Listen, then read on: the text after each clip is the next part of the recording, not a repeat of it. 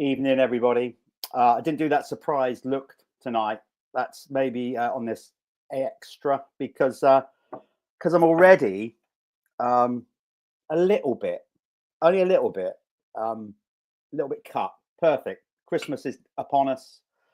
It's not Christmas yet, but it's been quite a mad run-in for me. So I just thought, sod it, I'm getting on the old left phase tonight. So this could spiral completely out of control.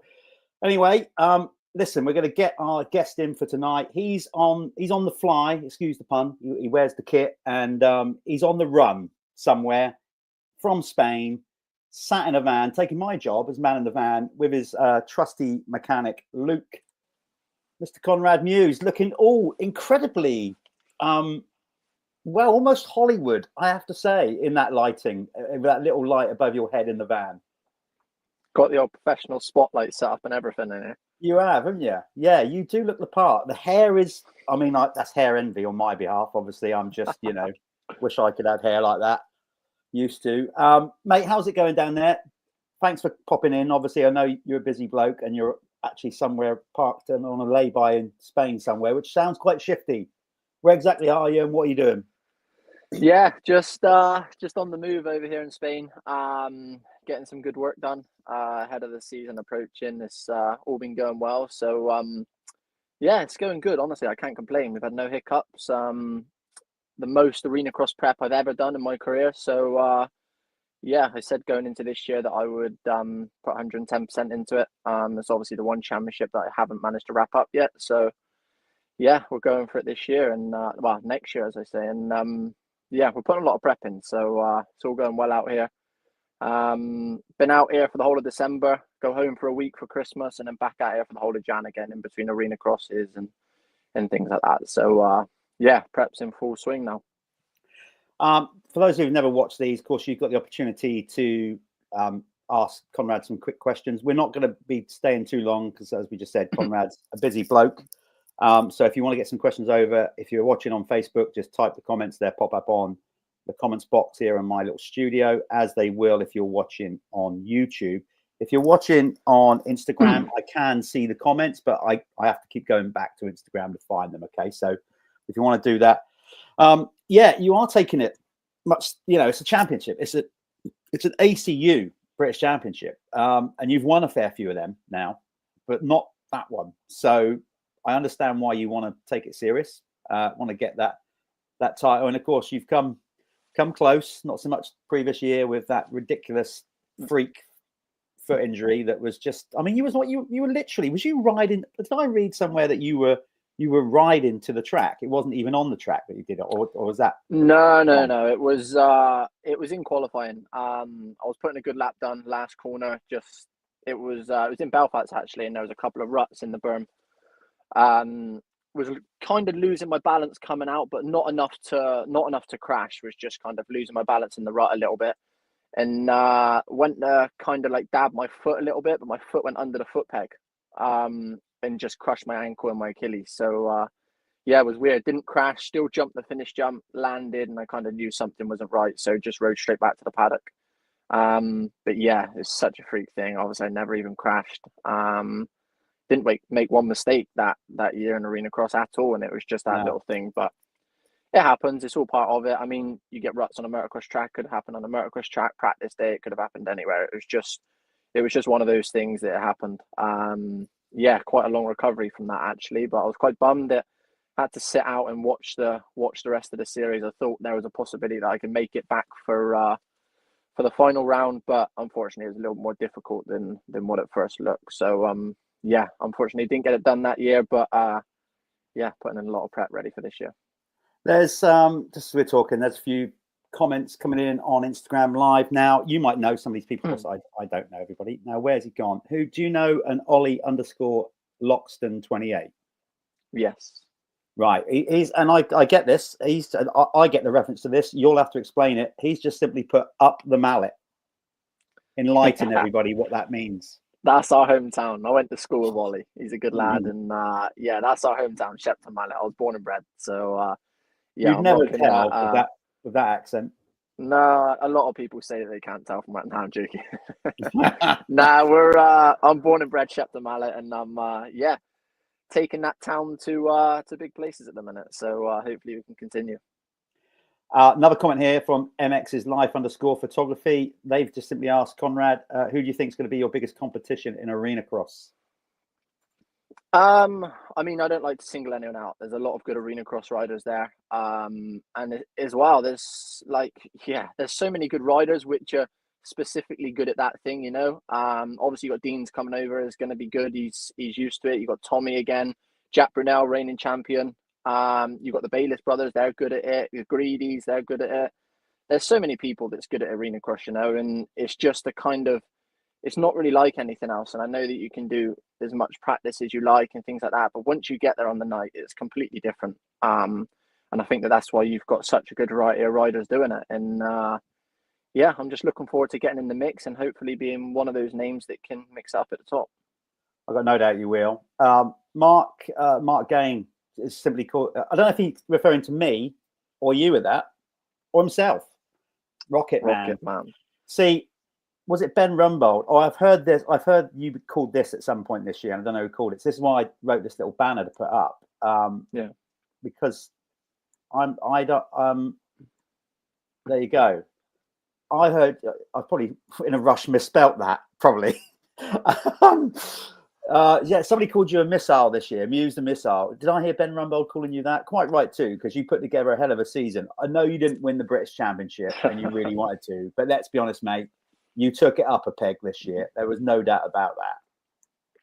Yeah, it was a tough year. It was obviously I didn't get the end result that me or the team wanted, you know. It was second in the championship is, of course, not. We go to win the British Championship every year, and that's what all our sponsors kind of rely on and things like that. So unfortunately, it didn't happen this year. But I gave it my all. I gave it 110%. And I felt like it was probably the best year of racing I've had in my career. I stepped it up, I feel like, a bit this year. And just, yeah, kind of found a new level, really. The bike was working amazing. I had such a good setup with the team. The team was great. My suspension was fantastic, and everything was just working so good. And I felt like that I could just really thrive on some tracks. And obviously, with a bit of help from the British tracks and Jeffrey not really knowing them, I managed to nab a few wins here and there. But yeah, he's a tough guy to win a championship against. You know what I mean? He's a 5-time world champion. If I could beat him in a championship, then I'd be racing GPs full time, wouldn't I? So it's yeah, it was a tough one. But it was good. It was good for the series that he come over. It was good for the fans. Yeah, there was a lot of people in, and the racing was good. And I hope that I managed to stick it to him a few times. Well, you definitely did. I mean, I know you didn't obviously win. That's like, I'm rubbing salt in your wounds a bit there. But you have to admit, I'd like to think that you'd admit that although you didn't win and you didn't get your win bonuses and all those things, do you feel like you got better this year by having somebody of that caliber to race against on a regular basis? Because I personally think you did. And obviously your performance then at the Motocross of Nations, you know, all that pressure building as well on that, you know, of being chosen again and all those things. But let's be fair, mate. I mean, that first moto was something else. And then to even go out in the second moto with a chip bone in your ankle or whatever it was. I think it's fair to say that you proved a lot, not all of them maybe, but a lot of doubters wrong. Would you agree? Yeah, and there is a lot out there, that's for sure. Yeah. No, I mean, part of it was Jeffrey coming over, but already in the off season and going into the season and things like that, I felt a completely different person. And I feel like whether Jeffrey was there or not, I would have still kind of rode to that level. Some races, maybe I pushed on a bit more towards the end if he was there, but yeah, I was riding that level no matter what. I mean, round one at Ling, the first round he was there, I was already there, you know. So it was definitely a help him coming over, and it helped me. I think the main thing it helped me with was just riding against them type of riders for the Motocross of Nations as well.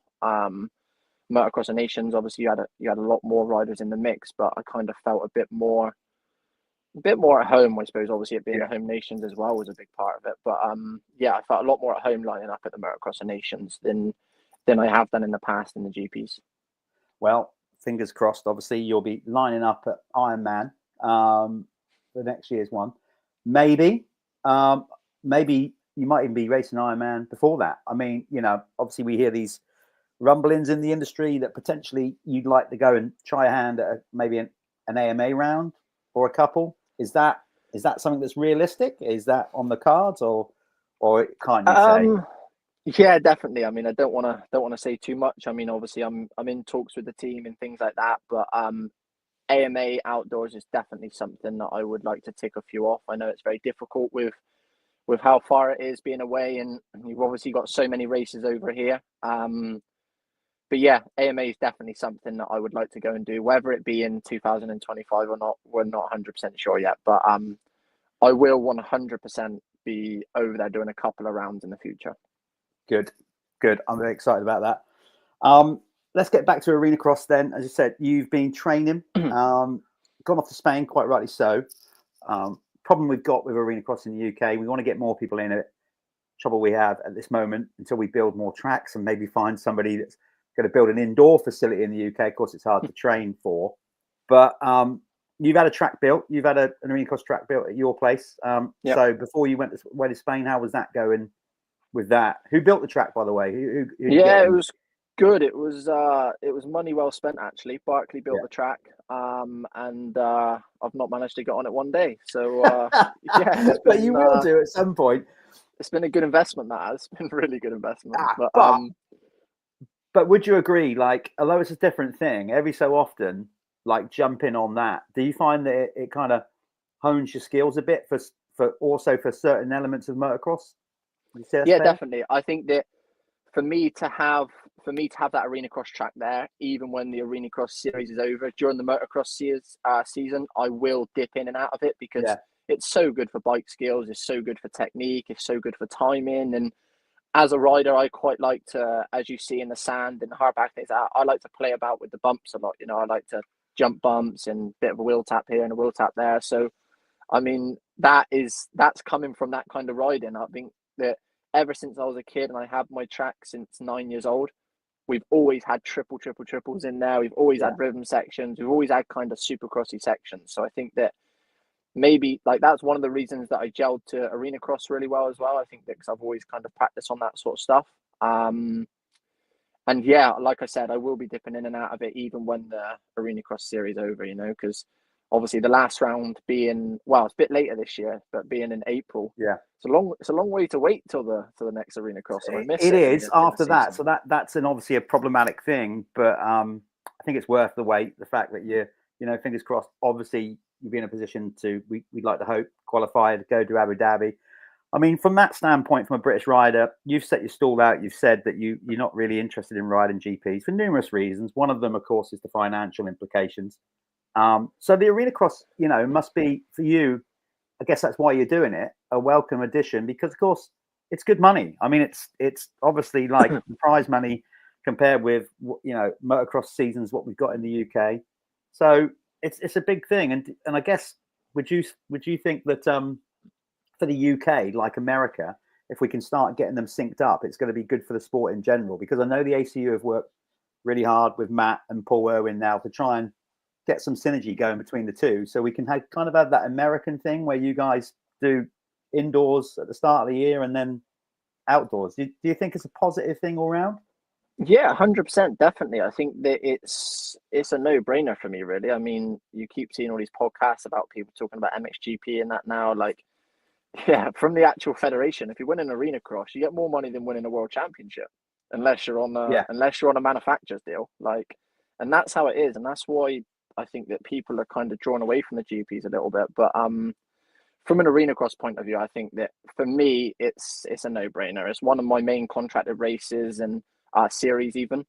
And to be racing that time of year, like, it's just getting time under your belt. It's just getting gate drops. It's getting the race intensity. It's so fun, It's indoors. You don't have to worry. You walk to the arena and it's hammering down with rain. It doesn't really matter, And it's just, yeah, it's a great atmosphere as well. All the riders are a good crack and you have a good time. And I think that if you can like I said before, it's a long wait from the last round to wait for the Arenacross to come round again. So if you can kind of like mix them in, so it's almost like a mixed championship.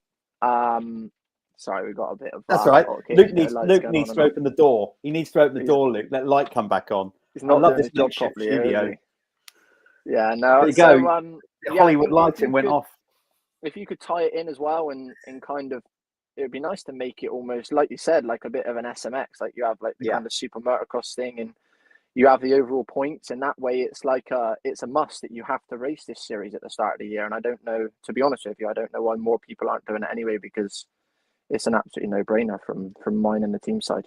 Yeah, well, what you just touched on there, you know, that those conversations are in play. I don't want to give too much away, you know that, but to everybody else watching, you know, what you said there at the end, to try and kind of have some kind of link the two together. There's conversations about that happening, which going forward would be brilliant for the sport in the UK. So hopefully that happens. Well, you pretty much said that you have a great time racing Arenacross. You know, I guess, you know, you did it when you were small, real small. Not sure we did Arenacross, but you might have done Sheffield and all those kind of things. So when you came back in a couple of years ago, was you apprehensive, or was it kind of what you thought it would be, regards of the vibe in particular?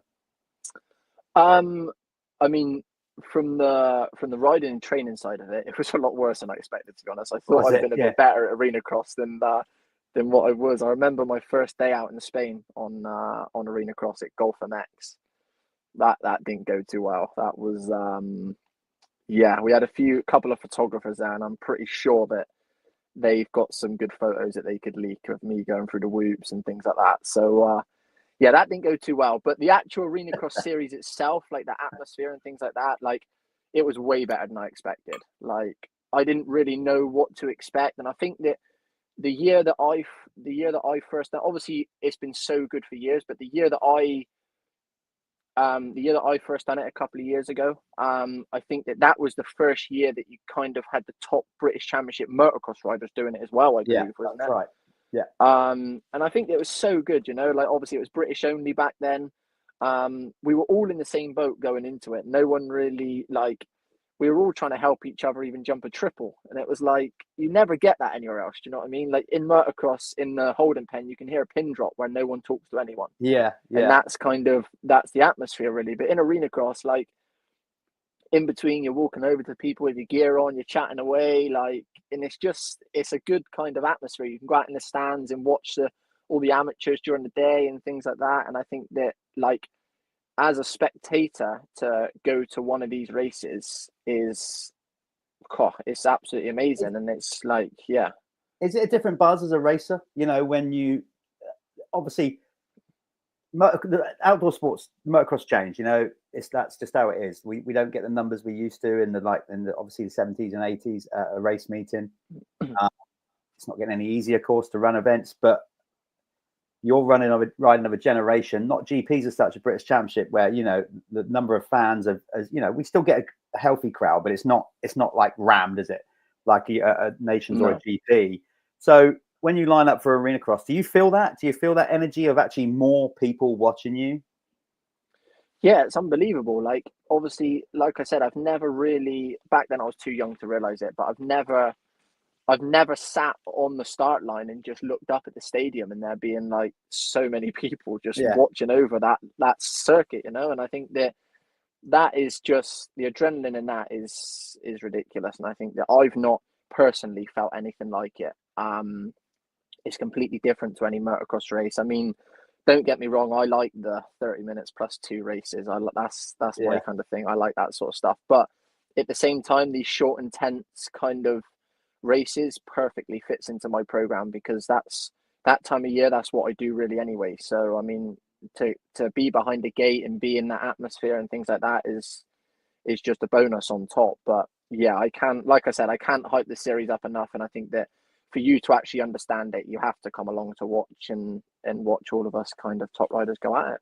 I agree, and I think it's going to be obviously a brilliant British Championship this year and a world tour.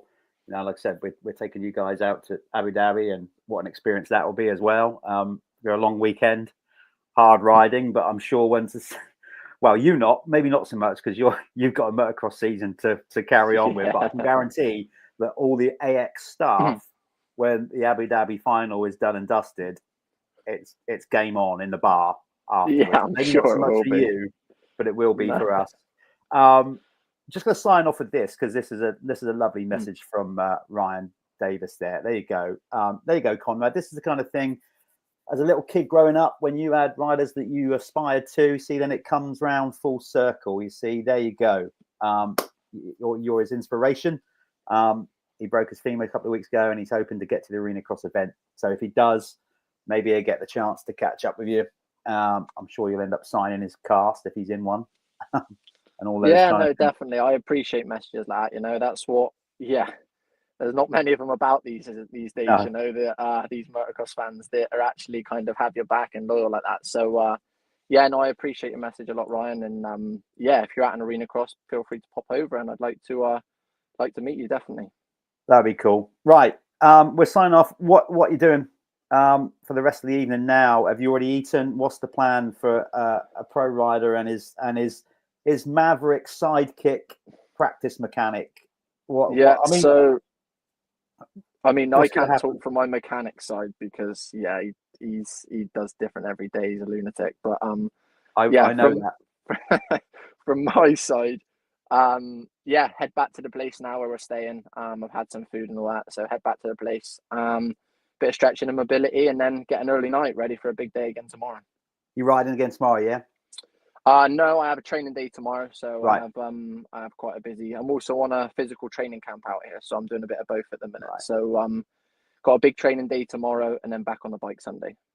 And then when are you coming home? Surely you're coming home for Christmas to the good lady, and of course the dash hounds. Yeah, the dogs. that's it. Yeah, no, it's tough, you know, obviously being away and I don't get to see them too, obviously for long periods of time. So yeah, it'd be nice to go back Christmas Eve, so it'd be nice to go back then. Yeah, see my girlfriend, my family, my little dog, and yeah, regroup again for a week, and then back to the camp in January, ready for round 1 on January the 4th. Well, mate, listen, I hope it all goes well. Obviously, fingers crossed it does well enough that we're going to see you at Manchester.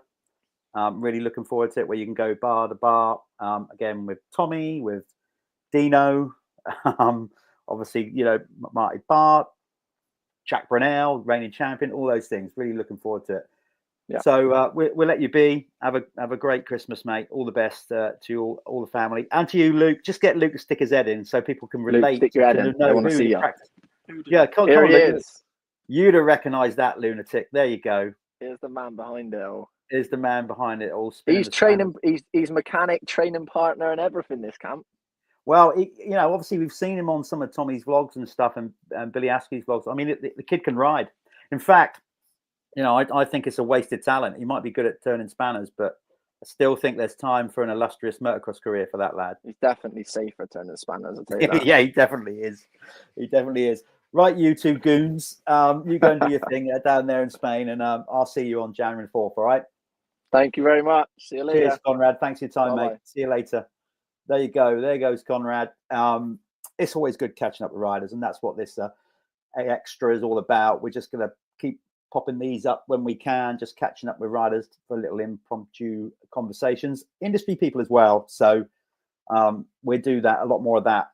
Certainly once the tour starts as well, we'll actually do some of these. We might even do some of these live from the venue and stuff like that as well. So keep liking and subscribing on the YouTube channel. Keep following us on Facebook and, of course, Instagram, TikTok, all our social channels on Arenacross World Tour.